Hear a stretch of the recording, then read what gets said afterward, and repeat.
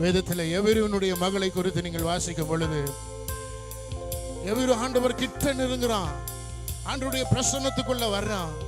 ஆண்டவர் மேல நம்பிக்கை வச்சு அவர் கிட்ட நெருங்கும் பொழுது சுத்தி இருக்கிறவங்க சொல்றாங்க, எபிரு போதகரை துக்கப்படுத்தாதே, உன் மகள் மரித்து போனார்ப்பா, உன் மகள் மரிச்சு போயிட்டா, வேண்டாம் அவரை துக்கப்படுத்தாத, அவர் ஊழியத்தை செய்யட்டும், விட்டுரு அப்படிங்கிறாங்க.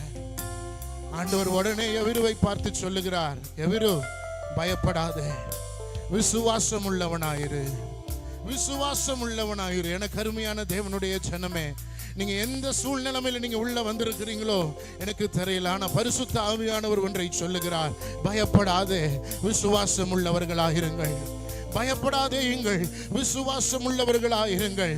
நீங்கள் நினையாத காரியத்தை உங்கள் மத்தியிலே நான் நடத்த உண்மையுள்ளவராயிருக்கிறேன், நீங்கள் நினையாத காரியத்தை உங்கள் மத்தியிலே நான் நடப்பிக்க உண்மையுள்ளவராயிருக்கிறேன்.